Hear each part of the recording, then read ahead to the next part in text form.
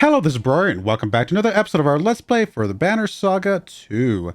We are here with the Rook clan, and we are just about to get into a battle against a group of Horseborn. So that is going to be a next up for us. Could always promote Deirdre, I suppose, but I really want to get Rook up to 10 first, and then we'll get Deirdre up to 9 after that, I suppose.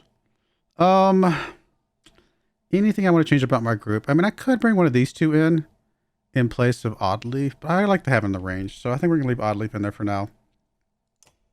She's not super strong, to be fair, at only level 4, but it is what it is. I don't think we can move anybody. We cannot. There is a couple holes in the bridge, so we'll have to be wary of that, I suppose. I guess we'll move you over to this side of things. You learn we are strong. Really can't move much, can we? This is a little awkward.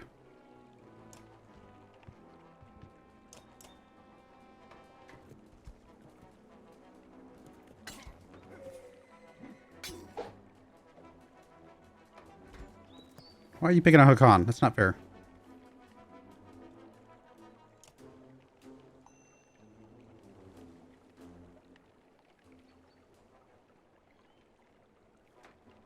Honestly, you can do as much damage just straight up. So we're just going to do damage to get rid of a bunch of your strength.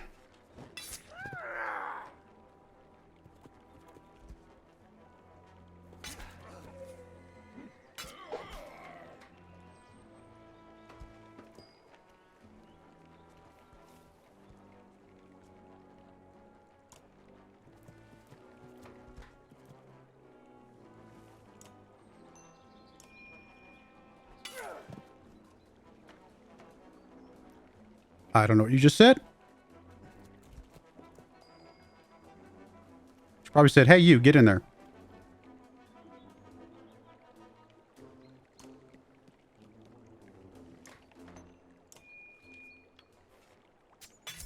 Oh, crit. Of course we did.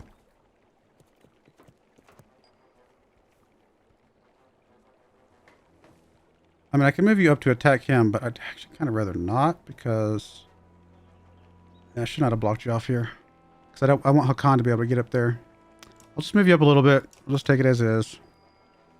Alright, we'll move you up as much as we can. Yeah, I mean, I think just going for the strength at this point is probably still good.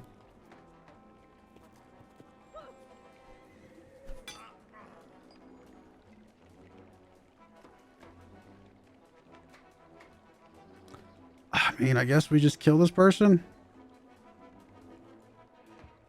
It's not ideal.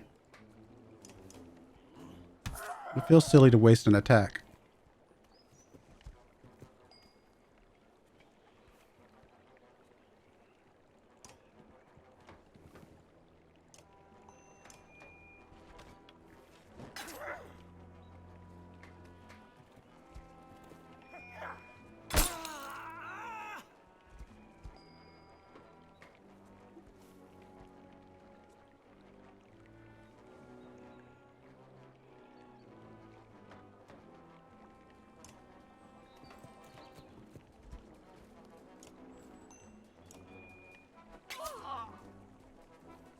She's pretty strong. I like her. She just can move around. She does a lot. Pretty big heavy attack.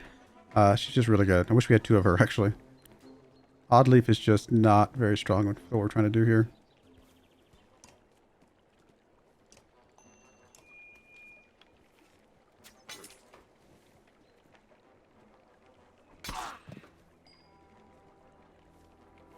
Wait, are you not able to get through here?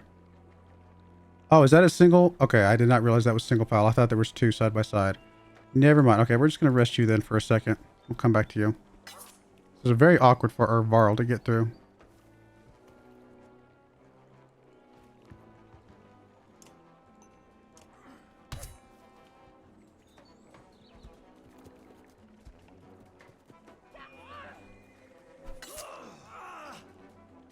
Come on. Don't die, my friend.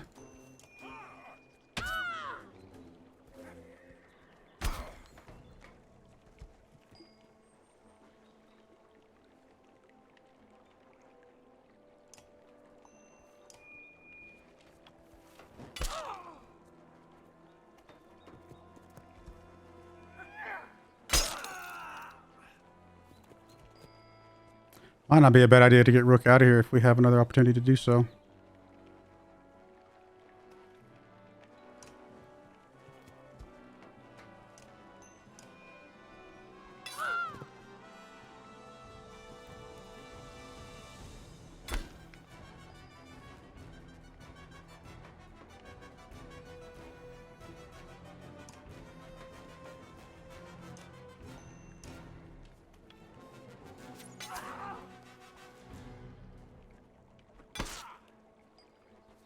I mean, you still can't do anything, can you? I guess we'll move you over on this side of things. Let's block this off a little bit.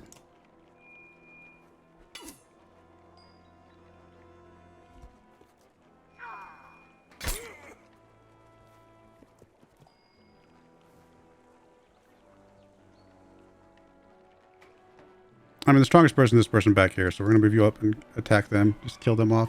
Everybody else only has 1 health at the moment.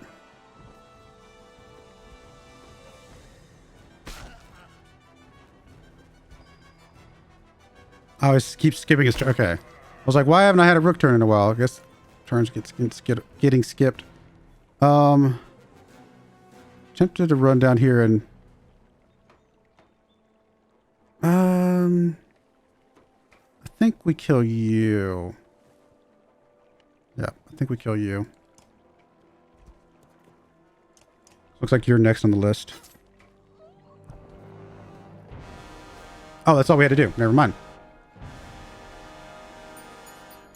So we didn't get a lot of renown for that because of killing her so quickly. A slight cream-colored horseborn with flaxen hair steps out of the ranks of the wounded. Her blue war paint stands out against her otherwise yellow coloration. The remaining horseborn show deference to her. She says a few things in the foreign tongue of her people, but stops when she sees you do not understand. Forgiveness, she says fluently. I speak to you. You have my weapon. You have my weapon?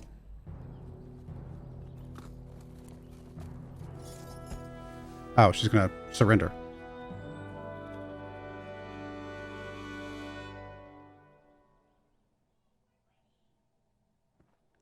Canary. Okay. Sorry for fight. Not know it you.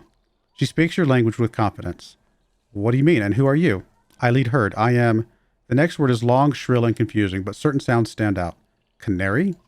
Canary smiles and stomps the ground rhythmically with a hoof. That easy. Canary, yes. And you? Rook. Good greetings. Our stories tell of a stranger who come help us. You, 2 legs that walk along 4. My kind with you already. She points to the horseborn in your ranks. And how am I supposed to help you? Save us. We look strong but weak against. She searches for the words but can only point all around.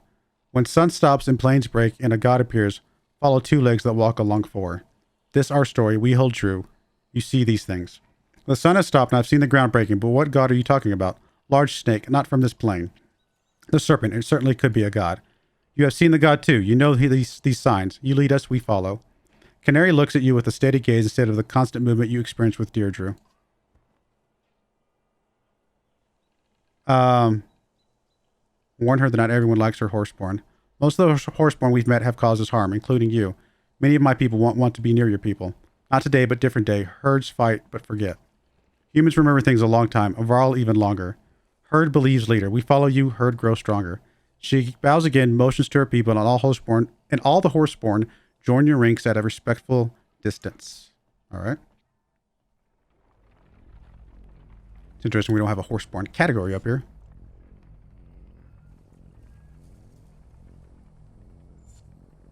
Hey, a little bit of forage. They say the moon and stars are always visible when you look at Loiga's godstone. How can that be true?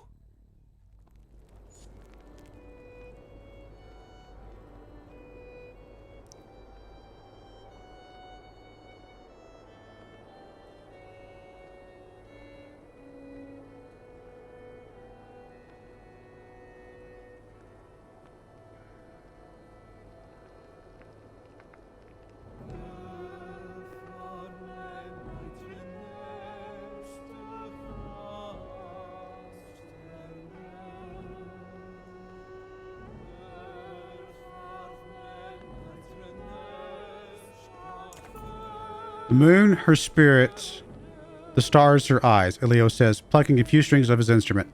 Laga, the god of beauty and of, well, things that happen in the night. The Skald smiles. The gods may be dead, but my wife still prays to Laga. I'm thankful for her piety. The Skald is not the only one smiling. A quick look around reveals grins throughout the caravan. I see why arboring has grown so quickly over the years, you say, and the Skald laughs. A truth spoken in front of Laga stone is supposed to ripple through the night, either strengthening a lover's resolve or carrying away undesired affection. Elio skips away to find his wife. In the shadow of Laga's godstone, Oddleaf taps you on the shoulder. Incredible, isn't it? The godstone or us making it to arboring? Ha, both, I guess. Job well done, Rook. You deserve a reward.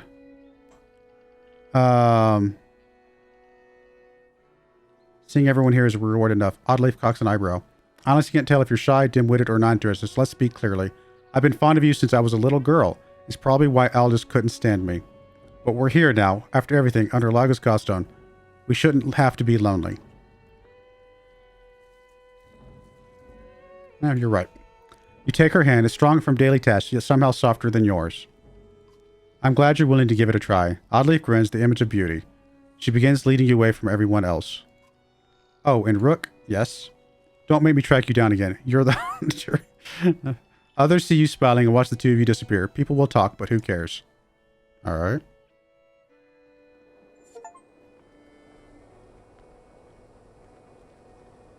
I mean, I figured there was something brewing between the two of them. Not a huge surprise.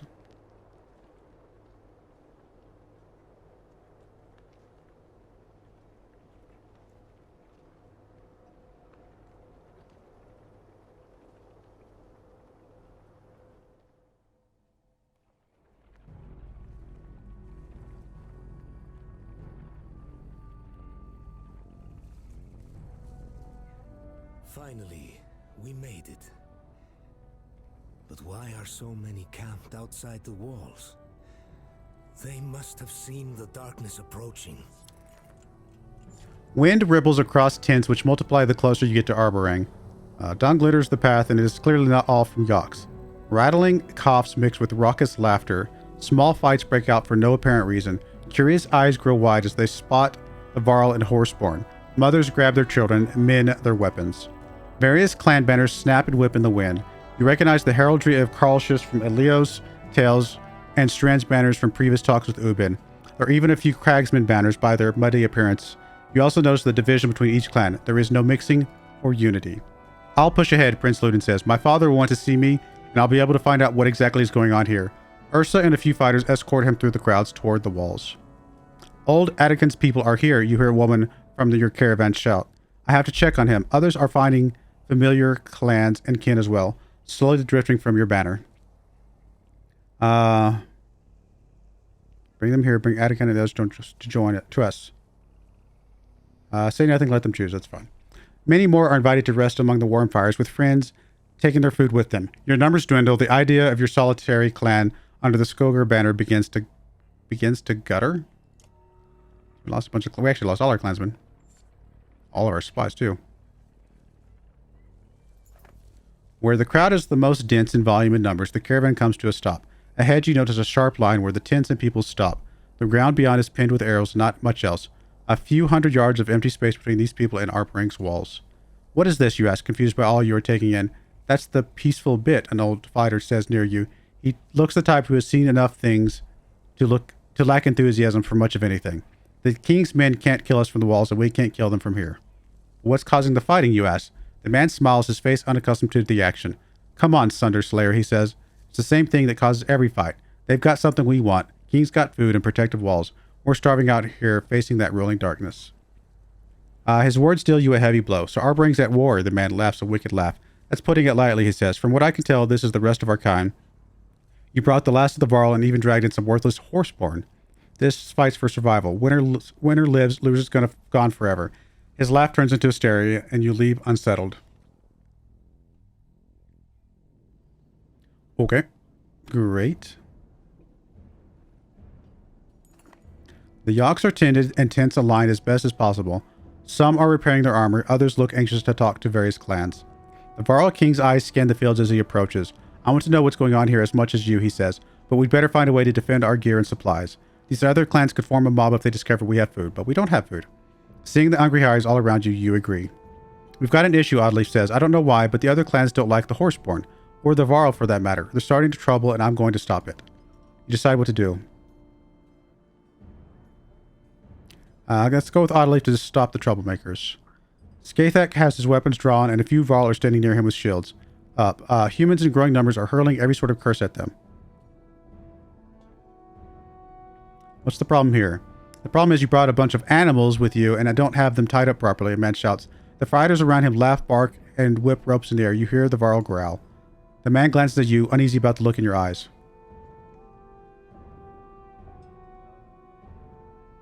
Back away, we won't stop until each of you are dead. I think that's fine. Some of the fighters look worried. He's bluffing, says the leader. Besides, what could a shepherd and a bunch of farm animals do to us?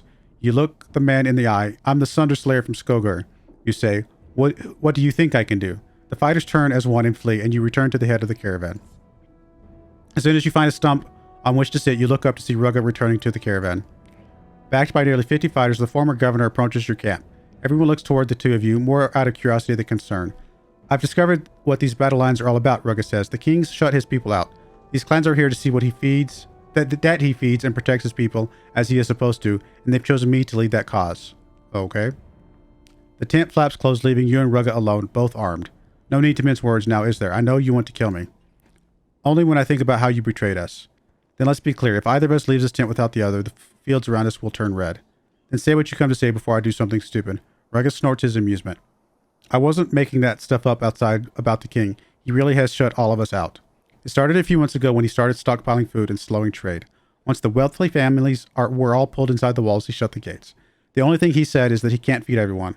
Oh, and his archers fire on anyone who gets close. You watch Rugga closely while deciding what to say. Why should I believe you at all? Because you see all the people gathered. Do you think they're out here for fun? No, but I doubt the king just wants to be a jerk. If you're the king and your people are starving at your gates, do you let them in or keep them out? Don't answer. We both know you'd let them in, unless you knew something you weren't telling them. Either way, the people have a right to an answer or the food they sent him, and our brings protection. I think you'd agree the food and walls belong to the kingdom, not the king. So you plan to break down his walls? That's the last thing I want to do. We need those walls to stop the dredge and whatever else is coming behind them. But if we have to destroy them, we will. Maybe the menders inside can repair any damage. There might be ways past these first few walls, but the black wall? The gunner just shakes his head. To what end? That's what the upcoming battle aims to find out. You want to go to war to ask the king a question? No, I want to go to war to make the king answer a few questions. Like, why did he leave his people outside the walls to starve? How did you become to lead the clans? Borsgard was the largest human town next to the capital. You don't become governor of a place like that without certain skills and powerful friends. And what are those certain skills? The governor just smiles. Yeah, so this war is unavoidable. Probably, I officially meet with the king in a few hours to either come to an agreement or pull our banners from his. I won't be surprised if you're invited to the mighty Sunder Slayer and army. If so, make your decisions carefully. His tone is not exactly threatening. Not exactly. You move to the tent flaps and both of you open them simultaneously so that no fight breaks out. All right, lots of people to talk to. Anything at the market we care about? No supplies or anything like that. That's all fine. Let's go look at our heroes for a second because I do want to go ahead and get another level up for Rook if we can.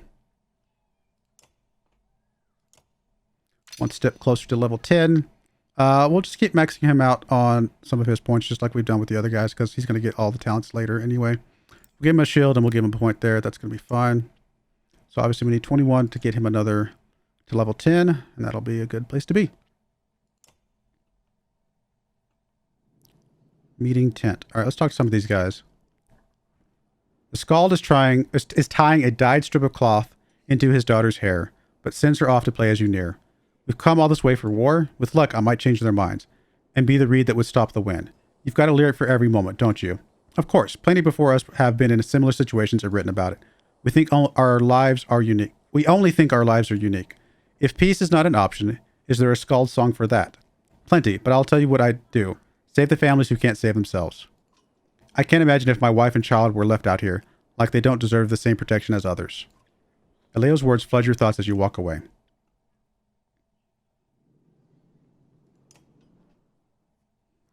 The former cragsman is trying to lure something out of a hole with a small piece of dried meat on a string. He leaves it dangling by his side while standing to talk. It looks like you're keeping busy. I'm playing Fox and Hare with a Vole. Do you think foxes ever play Trigvi and Vole? Weird. No. Trigvi looks disappointed. Do you have any ideas on how to keep two groups from killing each other? Any powders or relics or crazy schemes? He reaches into his tunic and grabs something, pauses, releases whatever it is, and shakes his head. People kill each other every day. Just enjoy the show. But if it comes to war, I don't think either side will leave us out of it. Trigvi thinks about what you're saying, tapping a fingernail against his teeth. He looks at his finger, sneers, and spits. Killing kings requires a lot of lives. It's just as easy to kill clansmen instead. Either way, some will praise you and others will throw dung at your face. Or you could collect all the dung in the giant hill, stand on top of it, and be your own king. As you watch him crouch back down to the hole, you wonder what possessed you to speak to him. Because there was a circle on the screen. Skathak and Deirdre pace nervously, keeping their distance from humans and Varl and other horseborn. Roek patrols around the two a short distance away, nodding to you briefly. Is everything okay? Many mans, more than we know live. You stop to look around at the thousands of tents in the fields and hundreds of homes beyond the capital's walls. I'm from a small village. I'm not used to seeing so many people either. Maybe, herd too big. So many mouths hungry. If some dead, more easy feed herd. True. Skathak stomps the ground and says a few shrill notes to Deirdre before turning to you. Deirdre forgets we are not of the same thinking with mans. If you think big herd is right, we will think big herd is right. But what do you think is right, Skathak? The male horseborn looks up at Arborang for a few moments while swishing his tail in thought. I think big herd kick each other in small fields. He points to Arborang. Small fields behind walls. You thank him for talking and offer them a few calming words before departing. Alright, that is all that. Let's go to the meeting tent. Before you head towards the large tent, Oddleif stops you. Are you certain you're ready for what could happen out there? Her worried look is infectious. The king may be a decent man, but I doubt he's kept his throne by always following the rules. I mean, there's nothing else for me to do, so I'm prepared for whatever the king and clans decide. I'm glad to hear the confidence in your voice, Oddleif says. Just be careful. I'll be back here with the rest of the clan if you need me. You smile and make your way past the line of clansmen marking the boundary of the peaceful bit. The voices coming from under the tent are loud, animated. Best we could. Never done well. You've done well. I never thought I'd see my son again. Well, we've all had easier journeys. The king's cheerful mood lessens. He's about to say something when he sees you approaching. Who's this? Well met, King Meinhof. I'm Rook from Skogar. Ludin steps forward. Father, this is the Sunder Slayer I told you about. King Meinhof nods but is staring at Hakan from under heavy brows. It pains me to hear you've lost so many of your hardy warriors, Hakan. But tell me, where's Jorunder's kinder, Wagner? Wagner died protecting your son. I was Wagner's kinder. With Jorunder's death at Einertoft, I'm king of the few remaining Varl. The king says nothing, contemplating the news. Your walls are the last hope for my people. No sense in denying it. I understand, and of course you'll have refuge here. The least I can do for bringing my son back alive. It'll be tight, but I'm sure we can find a place for you. King Meinhof, Rook here is just as much responsible for the prince's safe return. He has quite a few clansmen. Careful, Varl King. This is the human capital, and my generosity is already stretched thin. Khan looks at you and shrugs. Tell me, Rook, what makes you better than the hundreds of other chieftains out here? Men whose great deeds I've heard of, no less. I've united my many clans on my journey here. I see that, horseborn included, but what good is that when you've led them here? None of them seem to understand that Arborang can only hold so many, can only feed so many. If I open the gates to everyone out here, the capital will tear itself apart from the inside. Only now do you see Rugga and 24 fighters approaching. The king's guards look concerned.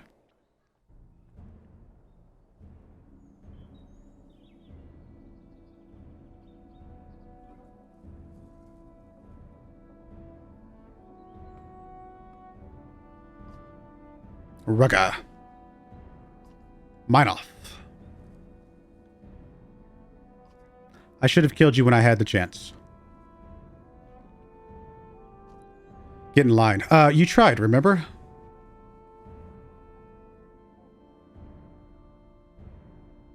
Did the Sunder Slayer convince you to open your gates to your people? You will never enter my gates again. I hoped you died in Borsgard. How is it you've come to speak for all of these clans? The people you've turned your back on? Seems they need a leader they could trust. Again, how have you come to speak for them? Did you fool them like the people of that rotten town you governed? The only fool here is the outnumbered king believing he still has a say in what happens now. Don't make us breach your walls. We'll just have to repair them once we're inside. point out the approaching darkness. I doubt either you'll be in charge of anything when the darkness washes over us. I've got the Volca emitters seeing to that inside. They'll come up with something. And even if they fail, I'll still be able to watch this guy die to the darkness from my walls. There's the true heart of the mine off, I know. Look at your people out there. Our people. They need food and clean water. Not that poison in the river. They need protection. You cannot allow this king to keep us from safety after all this way. He doesn't have to. I'll find a place for the people under your banner, Rook. A place inside the walls alongside the Varl. A place this man will never be allowed again. That's enough. Both of you are bickering like children instead of leaders. And you, Giant, joining this king after all we did to keep your people alive. Traitor. The Khan growls and flexes his grip on his axe. All parties look angry and tense, and then they look at you. Honestly, I don't like Rugga. So, my banner, my people are my only concern. Good, I'm granting you and your people, even those horseborn, into my walls, but move quickly. You still don't know how to play the game, Rook. Sure I do. I'm just going to ignore you, my friend. Meet King Minoff. Rugga blows 3 quick bursts into a war horn. You look back and are shocked to see an ambush on your caravan. With no defenses built, your tents quickly go up in flames, humans and Varl burning. Oh no, we lost a bunch of fighters. Yay, less food we have to spend. Sorry. That's a bad way to look at it. Without warning, Rugga pulls his cloak-pinned dagger and lunges at King Minoff, who shifts slightly, the blade only piercing his side. Before anyone can react, Rugga slinks behind his fighters who are charging you. The Khan and King Minoff. Everyone to the walls, you shout. Protect the king and the Varl. The Khan nods his appreciation just before the clamor of war envelopes you both.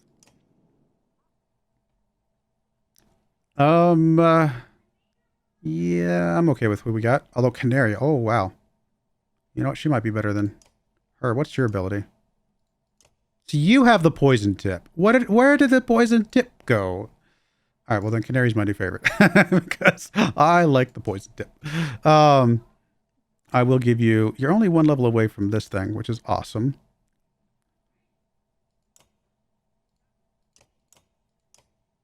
We'll give you this. Cool. I'm okay with that. Actually, I guess I could have them both, come to think of it. You know what? That's probably a good idea. Oddleaf is just not quite as good. 1 away. I want to increase more. Yeah. 1 away. All right, well, we'll go with this, I guess. Oh, actually, we're going to put a cut in there. When we come back, we're going to be fighting Rugga's men, apparently. So, I do appreciate you guys watching. May God bless you, and I hope you join me again next time. Thank you, and goodbye. I wanted to give a special shout out to the following channel members. Thank you so much for supporting the channel.